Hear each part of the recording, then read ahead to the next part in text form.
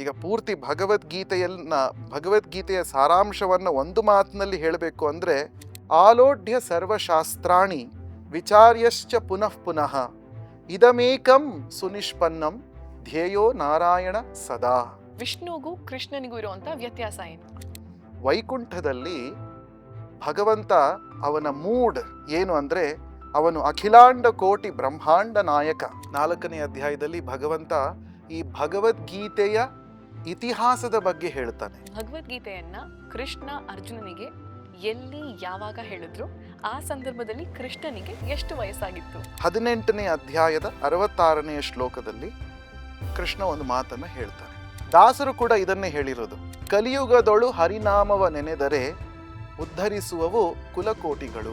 ಭಗವದ್ಗೀತೆಯನ್ನ ಕೃಷ್ಣ ಉಪದೇಶ ಮಾಡಿದಾಗ ಅರ್ಜುನನಿಗೆ ಹೇಳಿಲ್ಲ, ಇದು ನಾನು 1ನೇ ಅಧ್ಯಾಯ ಹೇಳ್ತಾ ಇದ್ದೀನಿ, ಅರ್ಜುನ ಕೇಳು, ಈಗ 1ನೇ ಅಧ್ಯಾಯ ಆಯ್ತಪ್ಪ, ಇವಾಗ 2ನೇ ಅಧ್ಯಾಯಕ್ಕೆ ಹೋಗೋಣ ಅಂತ ಆ ರೀತಿ ಹೇಳಲ್ಲ.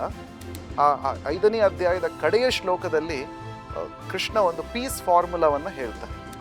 700 ಶ್ಲೋಕಗಳ ಸಾರ ಈ 4 ಶ್ಲೋಕಗಳಲ್ಲಿ ಇದ್ದಾವೆ. ನಮಸ್ಕಾರ, ನಾನು ಹಂಸ. ನೀವು ನೋಡ್ತಿದ್ದೀರಾ ಹಂಸ ವಸಿಷ್ಠ ಯೂಟ್ಯೂಬ್ ಚಾನೆಲ್. ಇದು ಹರಟೆ ವಿತ್ ಹಂಸ. ಗೀತಾ ಜಯಂತಿ ಇನ್ನೇನು ಹತ್ರದಲ್ಲೇ ಇದೆ. ಭಗವದ್ಗೀತೆ ಬಗ್ಗೆ, ಕೃಷ್ಣನ ಬಗ್ಗೆ ತಿಳ್ಕೊಬೇಕಂದ್ರೆ ಇದಕ್ಕಿಂತ ಇನ್ನೊಳ್ಳೆ ಜಾಗ ಇಲ್ಲ ಅಂತ ನಾನಿವತ್ತು ಬಂದಿದ್ದೀನಿ ನಮ್ಮ ಬೆಂಗಳೂರಿನ ಇಸ್ಕಾನ್ ದೇವಸ್ಥಾನಕ್ಕೆ.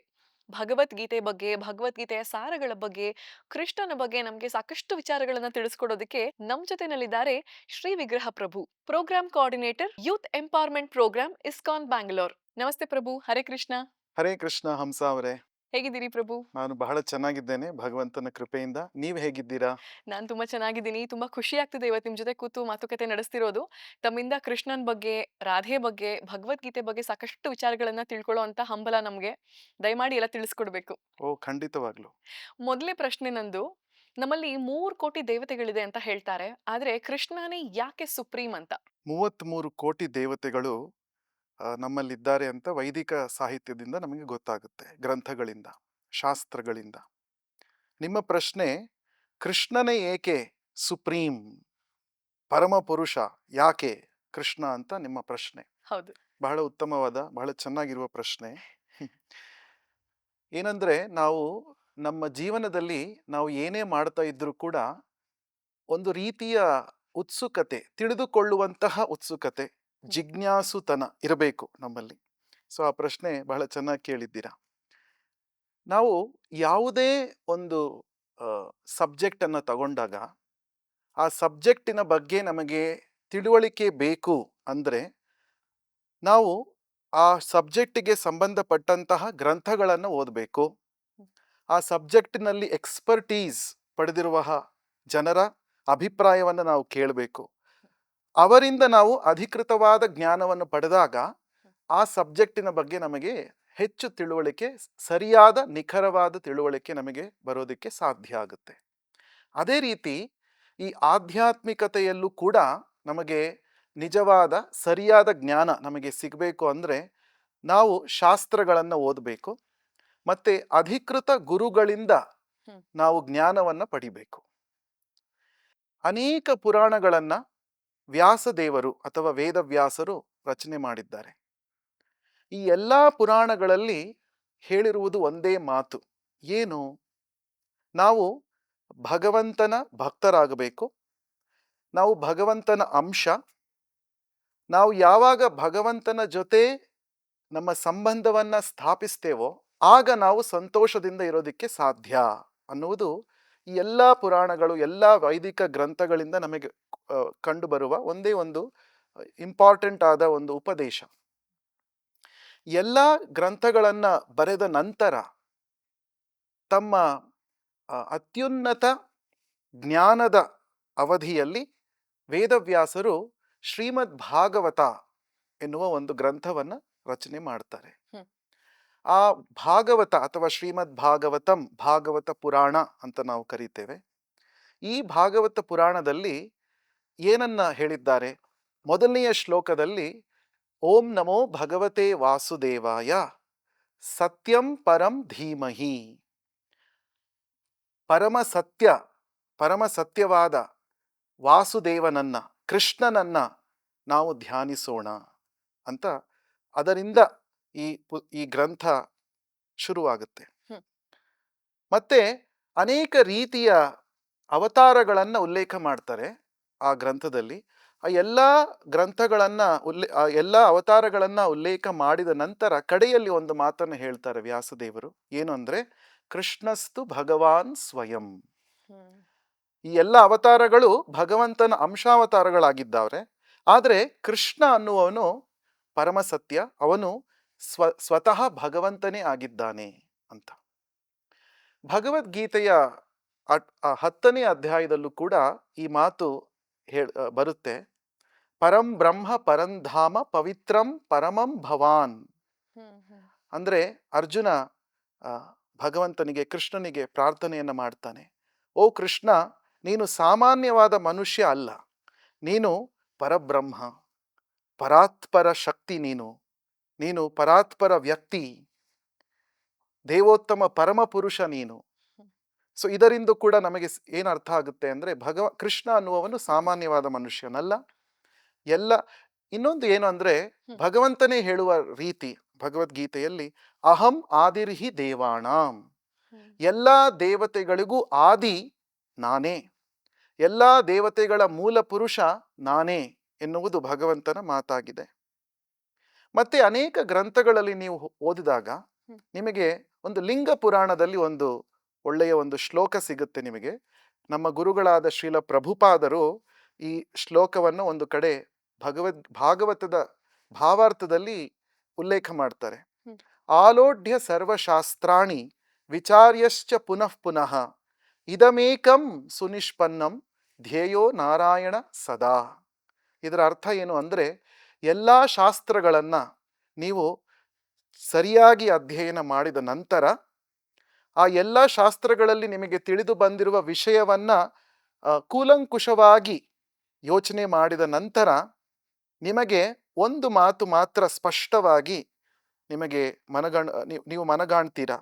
ಏನು ಅಂದ್ರೆ, ನಾರಾಯಣ ಅಥವಾ ಕೃಷ್ಣನೊಬ್ಬನೇ ಪರಾತ್ಪರ ವ್ಯಕ್ತಿ, ಭಗವಂತ.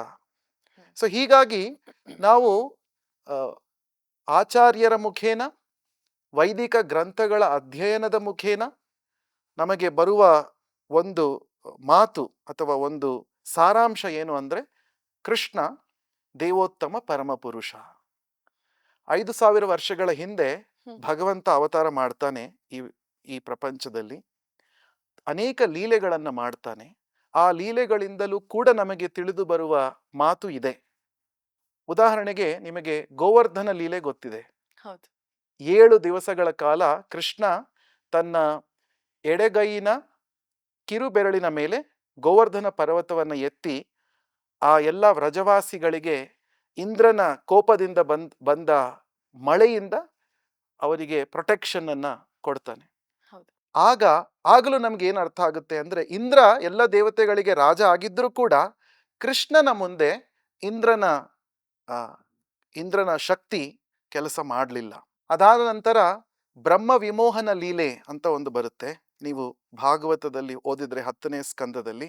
ಆಗಲೂ ಕೂಡ ಬ್ರಹ್ಮ ಕೃಷ್ಣನನ್ನ ಪರೀಕ್ಷೆ ಮಾಡೋದಕ್ಕೋಸ್ಕರ ಎಲ್ಲ ಗೋಪ ಬಾಲಕರನ್ನು ಮತ್ತೆ ಹಸು ಕರುಗಳನ್ನ ಮಾಯ ಮಾಡ್ತಾನೆ. ಆದ್ರೆ ಕೃಷ್ಣ ತನ್ನ ಅಂತರಂಗ ಶಕ್ತಿಯ ಮೂಲಕ ಎಲ್ಲ ಗೋಪ ಬಾಲಕರನ್ನ ಮತ್ತೆ ಎಲ್ಲ ಹಸು ಕರುಗಳನ್ನ ತನ್ನ ವಿಸ್ತೀರ್ಣರಾದ ನಾರಾಯಣ ಅಂಶದಿಂದ ಉತ್ಪನ್ನ ಮಾಡ್ತಾನೆ. ಸೊ ಬ್ರಹ್ಮ ಬಂದು ನೋಡಿದಾಗ ಅವನಿಗೆ ಒಂದು ರೀತಿಯ ದಿಗ್ಭ್ರಮೆ ಉಂಟಾಗುತ್ತೆ. ಓ, ಈಗ ತಾನೇ ಇವ್ರನ್ನೆಲ್ಲ ನಾನು ಅಪಹರಿಸಿದ್ನಲ್ಲ, ಈಗೆಲ್ಲ ಹೇಗೆ ಅವರು ಹಾಗೆ ಇದ್ದಾರಲ್ಲ ಇಲ್ಲಿ, ಇದೆಲ್ಲ ಹೇಗೆ ಸಾಧ್ಯ ಅಂತ ಬ್ರಹ್ಮನಿಗೂ ಕೂಡ ದಿಗ್ಭ್ರಮೆ ಆಗುತ್ತೆ. ಸೊ ಅನಂತರ ಬ್ರಹ್ಮನಿಗೆ ಕೃಷ್ಣನ ನಿಜವಾದ ಸ್ವರೂಪ ಏನು ಅಂತ ಅರ್ಥ ಆಗಿ ಕೃಷ್ಣನಿಗೆ ಶರಣಾಗಿ ಕೃಷ್ಣನಿಗೆ ಪ್ರಾರ್ಥನೆಯನ್ನು ಸಲ್ಲಿಸ್ತಾರೆ. ಹೀಗೆ ಅನೇಕ. ಮತ್ತೆ ಇನ್ನೊಂದು ಮುಖ್ಯವಾದ ನಮಗೆ ಆಧಾರ ಏನು ಅಂದ್ರೆ, ಅನೇಕ ಆಚಾರ್ಯರ ಮಾತು ಹೇಗೆ ನಮಗೆ ಸೈನ್ಸ್ನಲ್ಲಿ ಯಾವುದೇ ರೀತಿಯ ಜ್ಞಾನ ಬೇಕು ಅಂದ್ರೆ ನಾವು ಸೈಂಟಿಸ್ಟ್ ಅವರ ಮಾತನ್ನು ನಾವು ಮುಖ್ಯವಾಗಿ ತಗೋಬೇಕಾಗುತ್ತೆ. ಅದೇ ರೀತಿ ಆಚಾರ್ಯರು ಆಧ್ಯಾತ್ಮಿಕ ಜ್ಞಾನವನ್ನು ನಮಗೆ ಕೊಟ್ಟಿದ್ದಾರೆ. ಶ್ರೀಪಾದ ಶಂಕರಾಚಾರ್ಯರು, ರಾಮಾನುಜಾಚಾರ್ಯರು, ಮಧ್ವಾಚಾರ್ಯರು, ವಿಷ್ಣು ಸ್ವಾಮಿ, ಚೈತನ್ಯ ಮಹಾಪ್ರಭುಗಳು, ಹೀಗೆ ಅನೇಕ ಆಚಾರ್ಯರು ಎಲ್ಲರೂ ಹೇಳುವುದು ಒಂದೇ ಮಾತು, ನಾರಾಯಣ ಅಥವಾ ಕೃಷ್ಣ ದೇವೋತ್ತಮ ಪರಮಪುರುಷ ಅಂತ. ಶಂಕರಾಚಾರ್ಯರು ತಮ್ಮ ಗೀತಾ ಭಾಷ್ಯದಲ್ಲಿ ಇದನ್ನು ಹೇಳಿದ್ದಾರೆ. ನಾರಾಯಣೋ ಪರೋ ವ್ಯಕ್ತಾತ್. ನಾರಾಯಣ ಈ ಭೌತಿಕ ಪ್ರಪಂಚಕ್ಕೆ ಮೀರಿದವನು. ಈ ಭೌತಿಕ ಪ್ರಪಂಚಕ್ಕೆ ಬಂದರೂ ಕೂಡ ನಾರಾಯಣ ಈ ಪ್ರಪಂಚದ ಅಡೆತಡೆಗಳಿಗೆ ಅವನು ಅತೀತನಾಗಿರುವವನು ಅನ್ನುವುದು ಶಂಕರಾಚಾರ್ಯರ ಮಾತು. ಹೀಗೆ ಅನೇಕ ಆಚಾರ್ಯರುಗಳು, ಅನೇಕ ವೈದಿಕ ಗ್ರಂಥಗಳು, ಮತ್ತೆ ಈ ರೀತಿ ಕೃಷ್ಣನ ಲೀಲೆಗಳು, ಇದರಿಂದ ನಮಗೆ ಏನು ಅರ್ಥ ಆಗುತ್ತೆ ಅಂದ್ರೆ, ಕೃಷ್ಣಸ್ತು ಭಗವಾನ್ ಸ್ವಯಂ, ಕೃಷ್ಣ ಎಲ್ಲ ದೇವತೆಗಳ ಒಡೆಯ ಅಂತ. ಕೃಷ್ಣಂ ಒಂದೇ ಜಗದ್ಗುರು. ಹೌದು, ಕೃಷ್ಣಂ ಒಂದೇ ಜಗತ್.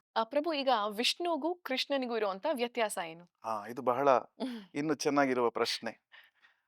ವಿಷ್ಣು ಅಥವಾ ನಾರಾಯಣ ಮತ್ತೆ ಕೃಷ್ಣ, ಈ ಇಬ್ಬರು ವ್ಯಕ್ತಿಗಳು ಒಬ್ಬರೇನಾ ಅಥವಾ ಅವರು ಬೇರೆ ಬೇರೆನಾ ಅನ್ನುವುದು ಒಂದು ರೀತಿಯ ಪ್ರಶ್ನೆ, ಒಂದು ರೀತಿಯ ಗೊಂದಲ. ನಮ್ಮ ಆಚಾರ್ಯರು ಶಿಲ ಪ್ರಭುಪಾದರು, ಇಸ್ಕಾನ್ ಸಂಸ್ಥಾಪಕಾಚಾರ್ಯರು ಒಂದು ಒಳ್ಳೆಯ ಉದಾಹರಣೆಯ ಮೂಲಕ ನಮಗೆ ಈ ಕೃಷ್ಣ ಮತ್ತೆ ವಿಷ್ಣುವಿನ ನಡುವಿನ ಅಂತರದ ಬಗ್ಗೆ ನಮಗೆ ಹೇಳ್ತಾರೆ.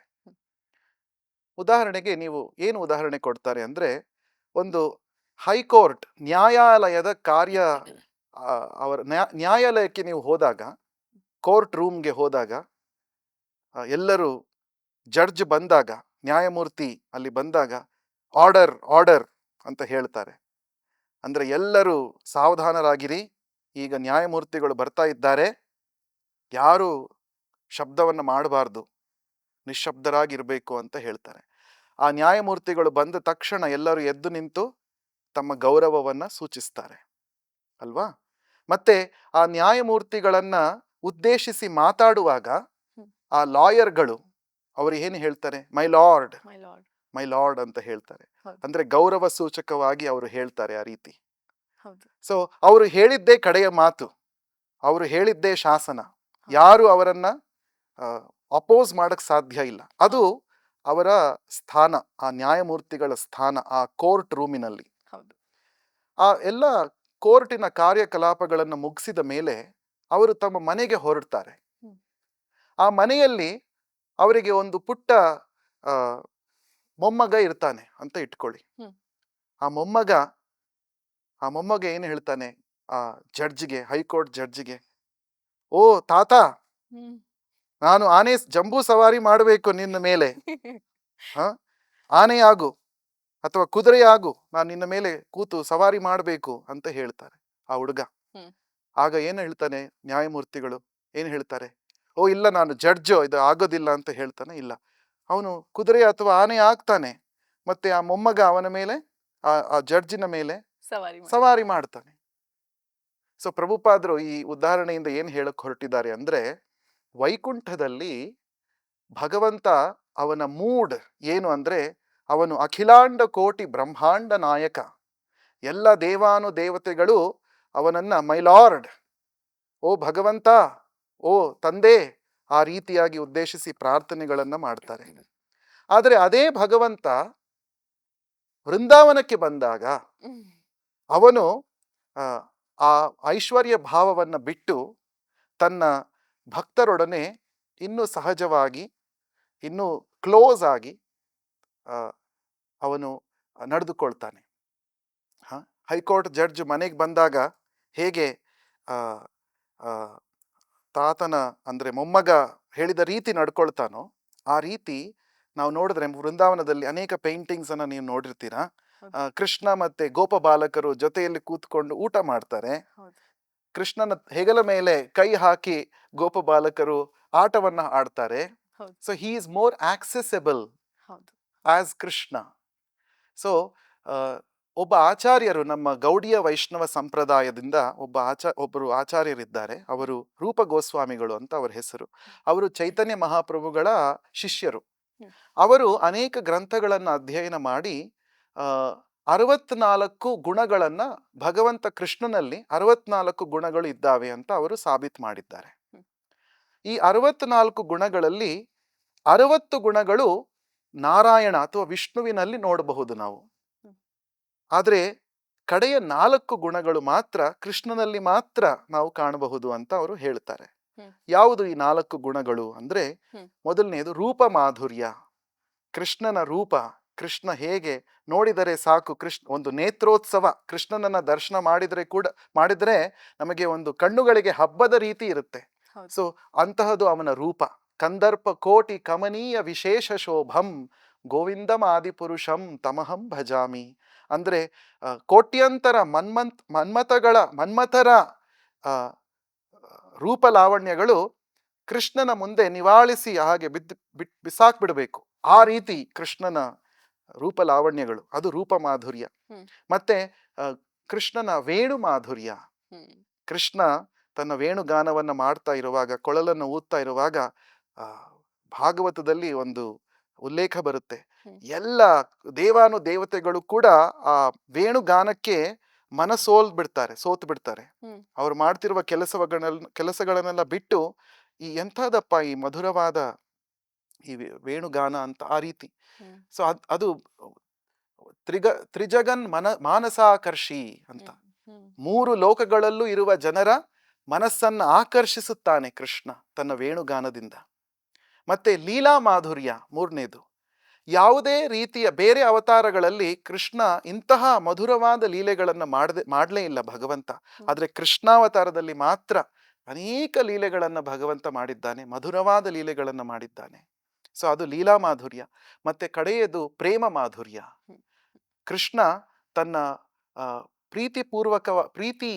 ತನ್ನನ್ನ ಪ್ರೀತಿ ಮಾಡುವ ಭಕ್ತರ ಸಂಗಡ ಸದಾ ಇರ್ತಾನೆ.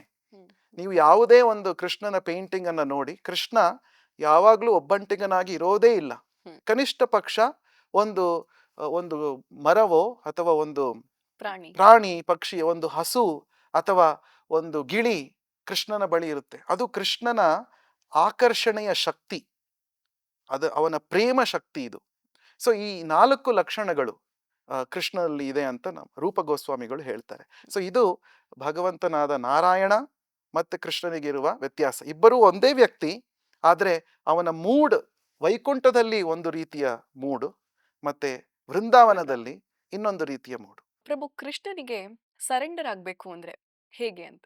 ಸೊ ಭಗವದ್ಗೀತೆಯಲ್ಲಿ ಕೃಷ್ಣ ಅರ್ಜುನನಿಗೆ ಉಪದೇಶ ಮಾಡೋದು, ಅರ್ಜುನ ತನ್ನ ಕರ್ತವ್ಯದ ಬಗ್ಗೆ ದಿಗ್ಭ್ರಮೆಯನ್ನ ಅವನು ಅನುಭವಿಸಿದ್ದಾಗ ಆಗ ಕೃಷ್ಣ ಭಗವದ್ಗೀತೆಯನ್ನು ಉಪದೇಶಿಸ್ತಾನೆ. ಆ ಉಪದೇಶ ಆಗ ಕಡೆಯಲ್ಲಿ ಒಂದು ಮಾತನ್ನ 18ನೇ ಅಧ್ಯಾಯದ 66ನೇ ಶ್ಲೋಕದಲ್ಲಿ ಕೃಷ್ಣ ಒಂದು ಮಾತನ್ನ ಹೇಳ್ತಾನೆ. ಏನು ಅಂದ್ರೆ, ಸರ್ವಧರ್ಮಾನ್ ಪರಿತ್ಯಜ್ಯ ಮಾಮೇಕಂ ಶರಣಂ ವ್ರಜ ಅಹಂ ತ್ವಾಂ ಸರ್ವ ಪಾಪೇಭ್ಯೋ ಮೋಕ್ಷಯಿಷ್ಯಾಮಿ ಮಾ ಶುಚಃ. ಇದರ ಅರ್ಥ ಏನು ಅಂದ್ರೆ, ಎಲ್ಲ ಧರ್ಮಗಳನ್ನ ಪರಿತ್ಯಜಿಸಿ ನಾನು ನನ್ನ ಒಬ್ಬನಲ್ಲಿ ನೀನು ಶರಣಾಗತಿಯನ್ನು ಮಾಡು, ನನಗೆ ಶರಣಾಗಿ ಬಾ, ನಾನು ನೀನು ಮಾಡಿದ ಎಲ್ಲಾ ಪಾಪ ಕರ್ಮಗಳಿಂದ ನಿನ್ನನ್ನು ಮುಕ್ತರನ್ನಾಗಿ ಮಾಡಿ ನಿನಗೆ ಮೋಕ್ಷವನ್ನು ಕೊಡ್ತೇನೆ. ಮಾ ಶುಚಃ, ನೀನು ದುಃಖ ಪಡಬೇಡ ಅಂತ ಹೇಳ್ತಾನೆ. Do not worry. ಈಗ ಪೂರ್ತಿ ಭಗವದ್ಗೀತೆಯ ಸಾರಾಂಶವನ್ನ ಒಂದು ಮಾತಿನಲ್ಲಿ ಹೇಳಬೇಕು ಅಂದ್ರೆ ಇದೆ ಆ ಮಾತು. ಭಗವಂತನಿಗೆ ಶರಣಾಗತಿ ಆದರೆ ನಿಮಗೆ ದುಃಖವಿಲ್ಲ. ಇದು 1 line message of Bhagavad Gita. So ನಿಮ್ಮ ಪ್ರಶ್ನೆ, ಭಗವಂತನಿಗೆ ಶರಣಾಗತನಾಗೋದು ಹೇಗೆ ಅಂತ. 5,000 ವರ್ಷಗಳ ಹಿಂದೆ ಈ ರೀತಿ ಭಗವಂತ ಹೇಳ್ದ, ನನಗೆ ಶರಣಾಗತಿ ಆಗು ಅಂತ. ಅದಾದ ನಂತರ ಅನೇಕ ಜನರು ಹೇಳ್ತಾ ಇದ್ರು, ಭಗವಂತನಿಗೆ ಶರಣಾಗತನಾಗಬೇಕು ಅಂದ್ರೆ ಮೇ ಬಿ ನಾವು ವೈದಿಕ ಗ್ರಂಥಗಳ ಅಧ್ಯಯನ ಮಾಡಬೇಕು ಅಂತ ಕೆಲವರು ಹೇಳಿದ್ರು. ಆ ರೀತಿ ನಾವು ಶರಣಾಗತ ಆಗಬಹುದು, ಶರಣ ಹೋಗ್ಬಹುದು ಅಂತ. ಇನ್ನು ಕೆಲವರು ಇಲ್ಲ, ಯಜ್ಞ ಯಾಗಾದಿಗಳನ್ನು ಮಾಡಬೇಕು, ಆ ರೀತಿ ಭಗವಂತನ ಆರಾಧನೆ ಮಾಡುವುದರ ಮೂಲಕ ಭಗವಂತನಿಗೆ ಶರಣಾಗತರಾಗಬಹುದು ಅಂತ ಕೆಲವರು ಹೇಳಿದ್ರು. ಈ ರೀತಿ ಅನೇಕ ಜನರು ಊಹಾಪೋಹಗಳಿಂದ ಅನೇಕ ತಮ್ಮ ಥಿಯರೀಸ್ ಅನ್ನ ಅವರು ಹೇಳಿದ್ರು. ಅನಂತರ 500 ವರ್ಷಗಳ ಹಿಂದೆ ಕೃಷ್ಣ ಭಗವಂತ ಸ್ವತಃ ತನ್ನ ಭಕ್ತನ ರೂಪದಲ್ಲಿ ಅವತಾರ ಮಾಡ್ತಾರೆ. ಅವರು ಚೈತನ್ಯ ಮಹಾಪ್ರಭುಗಳು ಅಂತ. ಕೃಷ್ಣವರ್ಣಂ ತ್ವಿಷಾ ಕೃಷ್ಣಂ ಸಾಂಗೋಪಾಂಗಾಸ್ತ್ರ ಪಾರ್ಷದಂ ಯಜ್ಞೈ ಸಂಕೀರ್ತನ ಪ್ರಾಯೈಹಿ ಯಜಂತಿ ಸುಮೇಧಸಃ. ಹ್ಮ್, ಹ್ಮ್, ಈ ರೀತಿ ಅನೇಕ ಜನರು ಕೃಷ್ಣನಿಗೆ ಹೇಗೆ ಶರಣಾಗತರಾಗಬೇಕು ಅನ್ನೋದ್ರ ಬಗ್ಗೆ ಗೊಂದಲವನ್ನ ಇಟ್ಟುಕೊಂಡಿದ್ರಲ್ಲ, ಹ್ಮ್, ಆ ಗೊಂದಲವನ್ನ ಬಗೆಹರಿಸುವುದಕ್ಕೋಸ್ಕರ ಭಗವಂತನೇ ತನ್ನ ಭಕ್ತನಾಗಿ ಅವತಾರ ಮಾಡಿ ಹ್ಮ್, ಹೇಗೆ ಶರಣಾಗತರಾಗಬೇಕು ಈ ಕಲಿಯುಗದಲ್ಲಿ, ಪರ್ಟಿಕ್ಯುಲರ್ಲಿ ಇನ್ ಕಲಿಯುಗ, ಹೇಗೆ ಭಗವಂತನಿಗೆ ಶರಣಾಗತರಾಗಬೇಕು ಅನ್ನುವ ಒಂದು ಸುಲಭವಾದ ಹ್ಮ್, ಮಾರ್ಗವನ್ನು ಅವರು ತೋರಿಸ್ತಾರೆ. ಅದು ಸಂಕೀರ್ತನ ಯಜ್ಞ. ಹ್ಮ್, ಭಗವಂತನ ನಾಮ ಸಂಕೀರ್ತನೆಯ ಮೂಲಕ ಹ್ಮ್. ಯಾರೇ ಆದರೂ ಕೂಡ, ಅವರು ಯಾವ ದೇಶದಲ್ಲಿದ್ದರೂ ಕೂಡ, ಯಾವ ಜಾತಿ, ಯಾವುದೇ ಸ್ಥಳದಲ್ಲಿದ್ದರೂ ಕೂಡ, ಹ್ಮ್. ಅವರು ಭಗವಂತನ ನಾಮ ಸಂಕೀರ್ತನೆ ಮಾಡುವುದರ ಮೂಲಕ ಹ್ಮ್. ಭಗವಂತನಿಗೆ ಶರಣಾಗತರಾಗಬಹುದು ಅಂತ ಅವರು ತೋರಿಸ್ಕೊಟ್ರು. ಹ್ಮ್. ಹರೇ ಕೃಷ್ಣ ಕೃಷ್ಣ ಕೃಷ್ಣ ಹರೇ ಹರೇ, ಹರೇ ರಾಮ ರಾಮ ರಾಮ ಹರೇ ಹರೇ. ಹ್ಮ್. ಈ 16 ನಾಮಗಳಿಂದ ಕೂಡಿರುವ ಮಂತ್ರವನ್ನ ಹ್ಮ್. ಯಾರು ಭಕ್ತಿಪೂರ್ವಕವಾಗಿ ಪಠಿಸುತ್ತಾರೋ ಅವರು ಭಗವಂತನ ಶರಣಾಗತಿಯನ್ನು ಹೊಂದಿದ್ದಾರೆ ಅಂತ ಚೈತನ್ಯ ಮಹಾಪ್ರಭುಗಳು ಸ್ವತಃ ತಾವೇ ಸಂಕೀರ್ತನವನ್ನ ಮಾಡಿ ಇತರರನ್ನು ಮಾಡಲು ಪ್ರೇರೇಪಿಸಿ ಅವರು ನಿರೂಪಿಸುತ್ತಾರೆ. ಹ್ಮ್. ದಾಸರು ಕೂಡ ಇದನ್ನೇ ಹೇಳಿರೋದು. ಹ್ಮ್. ಕಲಿಯುಗದೊಳು ಹರಿನಾಮವ ನೆನೆದರೆ ಉದ್ಧರಿಸುವವು ಕುಲಕೋಟಿಗಳು. ಅಂದ್ರೆ ಈ ಕಲಿಯುಗದಲ್ಲಿ ಹರಿನಾಮವನ್ನ ಜಪ ಮಾಡಿದರೆ ಸಾಕು, ನಾವು ಬೇರೆ ಯಾವುದೇ ಅಧ್ಯಯನಗಳನ್ನ, ವೇದಾಂತಗಳನ್ನು ಓದುವುದು ಅಥವಾ ನಾವು ಯಾವುದೇ ರೀತಿಯ ವ್ರತಗಳನ್ನು ಮಾಡುವುದು, ತಪಸ್ಸುಗಳನ್ನು ಮಾಡುವುದು ಅವಶ್ಯಕತೆ ಇಲ್ಲ. ಹರೇ ಕೃಷ್ಣ ಮಹಾಮಂತ್ರವನ್ನು ಜಪಿಸಿದ್ರೆ ಸಾಕು, ನಾವು ಕೃಷ್ಣನನ್ನ ನಮ್ಮ ಜೀವನದಲ್ಲಿ ಪಡಿಬಹುದು, ಅವನಿಗೆ ಶರಣಾಗತಿಯನ್ನ ಮಾಡಬಹುದು. ಪ್ರಭು, ಈಗ ಭಗವದ್ಗೀತೆ ಬಗ್ಗೆ ಮಾತಾಡೋಣ. ಭಗವದ್ಗೀತೆಯನ್ನ ಕೃಷ್ಣ ಅರ್ಜುನನಿಗೆ ಎಲ್ಲಿ ಯಾವಾಗ ಹೇಳಿದ್ರು?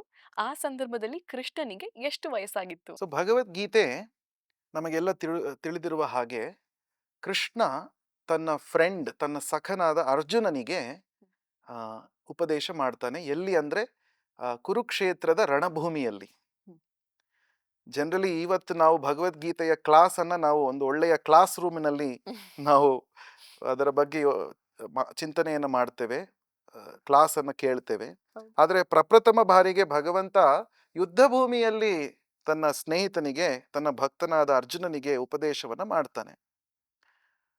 ಭಗವಂತ ಕೃಷ್ಣ ಗೀತೆಯಲ್ಲೇ ಹೇಳಿರುವ ರೀತಿ ಈ ಪ್ರಪಂಚಕ್ಕೆ ಬರುವುದಕ್ಕೆ 3 ಕಾರಣಗಳನ್ನ ಭಗವಂತ ಹೇಳ್ತಾನೆ. ನಮಗೆ ಗೊತ್ತೇ ಇದೆ ಈ ಶ್ಲೋಕ, ಬಹಳ ಪ್ರಸಿದ್ಧವಾದ ಶ್ಲೋಕ. ಪರಿತ್ರಾಣಾಯ ಸಾಧೂನಾಂ ವಿನಾಶಾಯ ಚ ದುಷ್ಕೃತಾಂ ಧರ್ಮ ಸಂಸ್ಥಾಪನಾರ್ಥಾಯ ಸಂಭವಾಮಿ ಯುಗೆ ಯುಗೆ. ನಾನು ಪ್ರತಿಯುಗದಲ್ಲೂ ಅವತಾರ ಮಾಡ್ತೇನೆ. ಏನಕ್ಕೆ ಅಂದ್ರೆ ಈ 3 ಉದ್ದೇಶಗಳಿಗೋಸ್ಕರ. ಯಾವುದು ಅಂದ್ರೆ, ಮೊದಲನೆಯದು ಪರಿತ್ರಾಣಾಯ ಸಾಧೂನಾಂ, ನನ್ನ ಭಕ್ತರನ್ನ, ನನ್ನನ್ನೇ ನಂಬಿರುವಂತಹ ಭಕ್ತರನ್ನ ರಕ್ಷಿಸುವುದಕ್ಕೋಸ್ಕರ. ಮತ್ತೆ ಎರಡನೆಯದು ಅಸುರರ ಸಂಹಾರಕ್ಕೋಸ್ಕರ. ಮತ್ತೆ ಮೂರನೆಯದು ಧರ್ಮದ ಸ್ಥಾಪನೆಗೋಸ್ಕರ ಅಂತ ಹೇಳ್ತಾನೆ.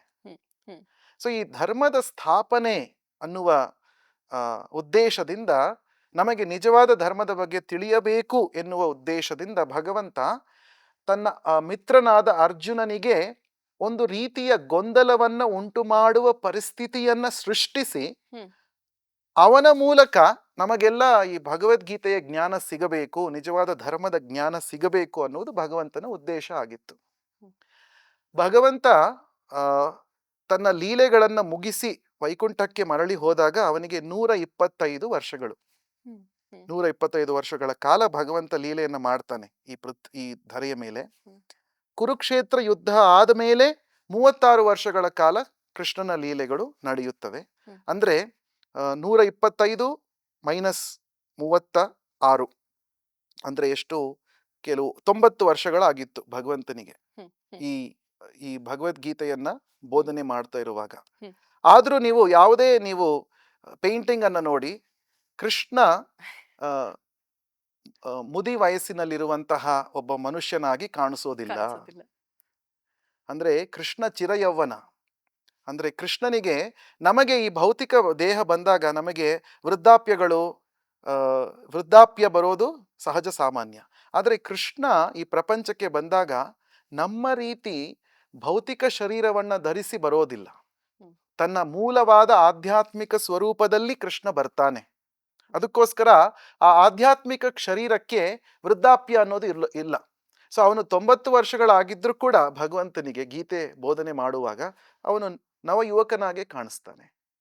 ಸೊ ನಾವು ಅನ್ಕೊಳ್ತೀವಿ ಮೇ ಬಿ ಭಕ್ತರು ತಮ್ಮ ಸೆಂಟಿಮೆಂಟ್ ಇಂದ ಕೃಷ್ಣನನ್ನ ಒಂದು ವೃದ್ಧ ವ್ಯಕ್ತಿಯಾಗಿ ಚಿತ್ರಿಸೋದಿಲ್ಲ ಚಿತ್ರಣ ಮಾಡಿದಾಗ. ಅದಕ್ಕೋಸ್ಕರ ಅವರು ಸೆಂಟಿಮೆಂಟ್ ಆಗಿ ಅವರು ಒಂದು ನವಯುವಕನಾಗಿ ಚಿತ್ರವನ್ನು ಬರೀತಾರೆ ಅಂತ ಅನ್ಕೋಬಹುದು ನಾವು. ಆದರೆ ಅದಲ್ಲ ವಾಸ್ತವವಾದ ಸಂಗತಿ.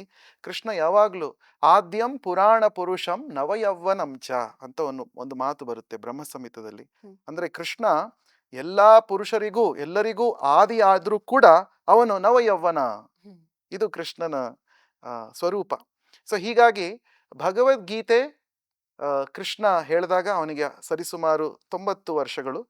ಮತ್ತೆ ತನ್ನ ಫ್ರೆಂಡ್ ಮತ್ತೆ ಭಕ್ತನಾದ ಅರ್ಜುನನ ಗೊಂದಲಗಳನ್ನ ನಿವಾರಿಸುವುದಕ್ಕೋಸ್ಕರ ಭಗವಂತ ಈ ದಿವ್ಯ ಜ್ಞಾನವನ್ನ ಹೇಳ್ತಾನೆ. ಅದು ಅರ್ಜುನನಿಗೆ ಮಾತ್ರ ಸೀಮಿತವಾಗಿಲ್ಲ.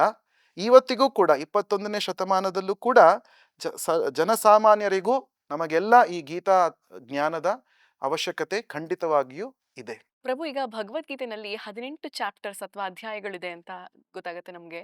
ಈ 18 ಅಧ್ಯಾಯಗಳನ್ನ ಒಂದೊಂದಾಗಿ ಒಂದೊಂದು ಚಾಪ್ಟರ್ ಬಗ್ಗೆ ಒಂದ್ ಲೈನ್ ಸಮ್ಮರಿ ತರ ಹೇಳೋದಾದ್ರೆ ನಮಗೋಸ್ಕರ. ಸೊ 18 ಅಧ್ಯಾಯಗಳು ಭಗವದ್ಗೀತೆಯಲ್ಲಿ. ಭಗವದ್ಗೀತೆಯನ್ನ ಕೃಷ್ಣ ಉಪದೇಶ ಮಾಡಿದಾಗ ಅರ್ಜುನನಿಗೆ ಹೇಳಿಲ್ಲ, ಇದು ನಾನು ಮೊದಲನೇ ಅಧ್ಯಾಯ ಹೇಳ್ತಾ ಇದ್ದೀನಿ ಅರ್ಜುನ ಕೇಳು, ಈಗ ಮೊದಲನೇ ಅಧ್ಯಾಯ ಆಯ್ತಪ್ಪ, ಇವಾಗ 2ನೇ ಅಧ್ಯಾಯಕ್ಕೆ ಹೋಗೋಣ ಅಂತ ಆ ರೀತಿ ಹೇಳಲ್ಲ. ಅಂದ್ರೆ ಆಚಾರ್ಯರು ಅದಾದ ಮೇಲೆ ನಮಗೆ ಅರ್ಥವಾಗುವಾಗ, ನಮಗೆ ಅಧ್ಯಯನ ಮಾಡೋದಕ್ಕೋಸ್ಕರ ಸುಲಭವಾಗಲಿ ಅಂತ ಶ್ಲೋಕಗಳನ್ನ ವಿಂಗಡಿಸಿದ್ದಾರೆ ಅಧ್ಯಾಯಗಳ ರೂಪದಲ್ಲಿ.